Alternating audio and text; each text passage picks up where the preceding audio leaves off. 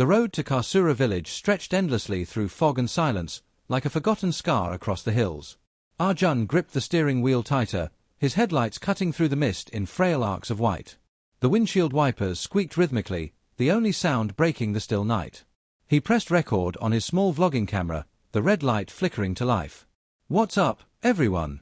Arjun here, and tonight, we're exploring one of the most haunted places in northern India, the Karsura Mansion. Locals say nobody stays inside after midnight. Let's see if the stories are true." His voice tried to sound cheerful, but there was a quiver beneath it that his audience, thousands of miles away, would never catch. He smiled at the lens, but the reflection in his side mirror seemed less confident. By the time Arjun reached Karsura, night had settled thick and heavy. The village lay quiet, its mud houses draped in shadow, their doors half open as though someone had left in a hurry.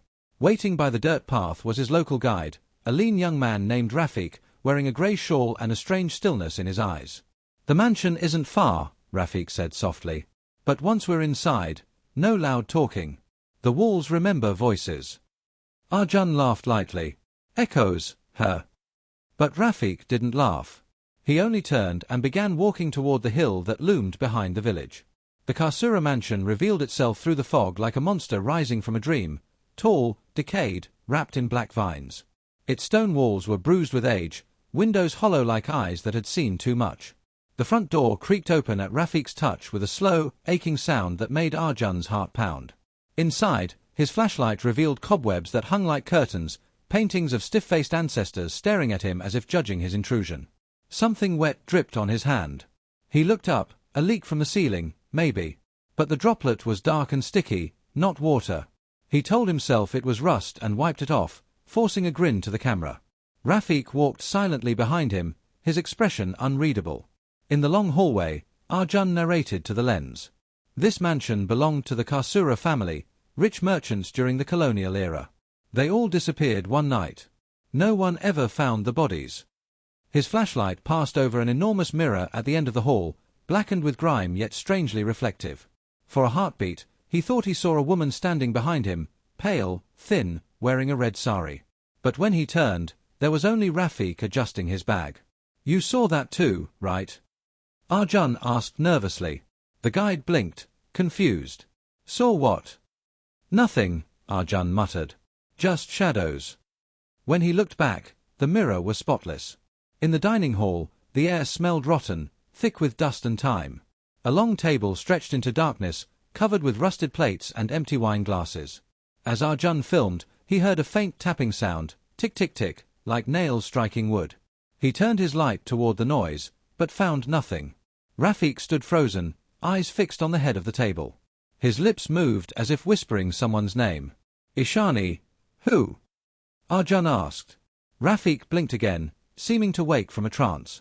"No one," he murmured. "Let's move." Later, when Arjun reviewed the footage, he would notice something chilling. At the moment Rafik whispered Ishani, a soft, girlish giggle echoed near the microphone, though no one else was there. Near midnight, they set up equipment in what must have been the master bedroom.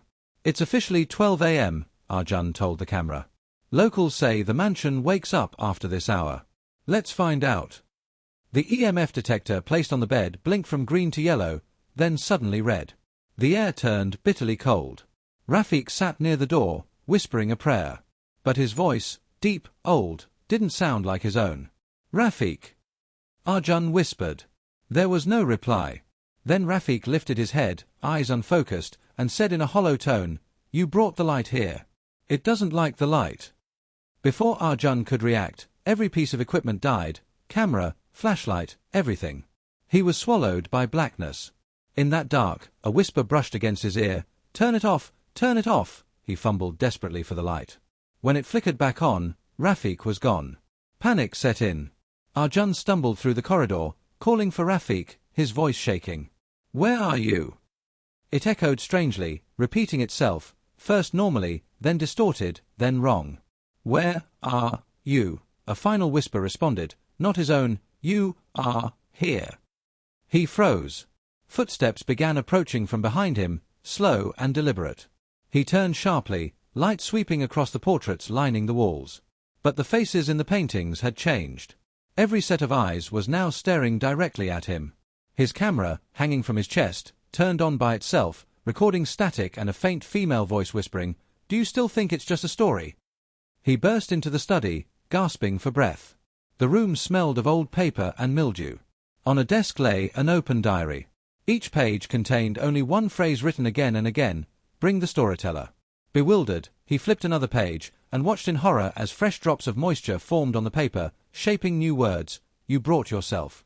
He stumbled backward, knocking over a chair. A soft buzz filled the air, the sound of radio static. His camera crackled to life again, though he hadn't touched it. On the small flickering screen, Rafiq's face appeared, pale and distorted, whispering something too faint to hear. Arjun turned the volume higher, and realized the voice responding to him was his own. But he hadn't spoken yet. Confusion curdled into terror. "This isn't real," he whispered. He lifted the camera and looked through the viewfinder. What he saw made his blood run cold. He was looking at himself, earlier, entering the mansion. Behind that version of himself stood the same woman in the red sari, smiling faintly at the lens. He turned the flashlight to the corner. The space was empty. But when he looked back to the screen, the woman's face was closer now, right behind his own shoulder, and when she smiled, the footage glitched, showing another clip, Rafiq kneeling in the dining hall while shadowy hands reached out from under the table. The feed cut, leaving only the soft whine of static. The grandfather clock struck one, echoing through the halls like a slow heartbeat.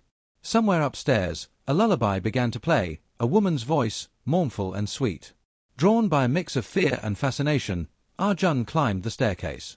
At the top, he saw Rafiq standing before the mirror from earlier. His back was turned, motionless.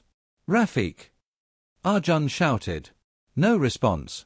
As Arjun stepped closer, he realized that Rafiq wasn't facing the mirror, but his reflection was. And that reflection was looking directly at Arjun. It smiled faintly and said, "She wants your story now. She's been waiting." Arjun's knees trembled. "Who are you?" he whispered. The reflection tilted its head. "You wanted proof of ghosts," it said. "You create them every time you tell their story." Then the mirror cracked sharply, the sound slicing through the silence. Rafiq's body crumpled to the floor. Arjun fled down the hallway. Every turn led him back to the same place, the same hall, the same mirror, unbroken once again. The mansion seemed to twist around him, swallowing his paths.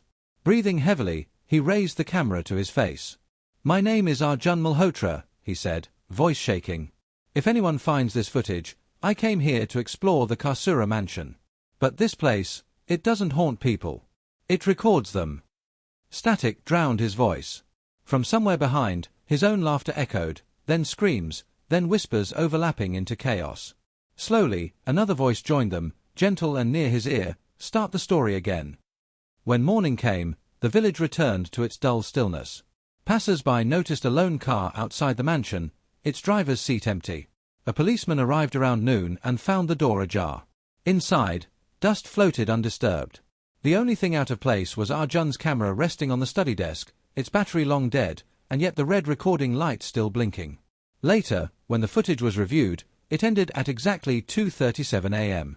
The last frame showed the front door closing on its own, and in the reflection of the nearby mirror, a faint figure behind the camera.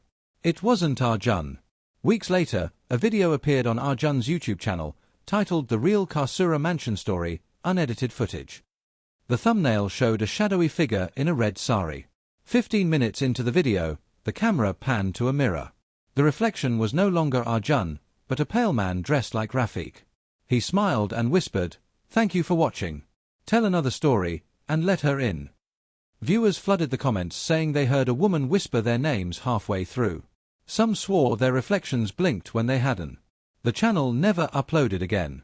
But sometimes, new viewers claim the footage changes each time they watch it, showing new scenes, new faces. Faces that look eerily familiar. Faces that look like their own.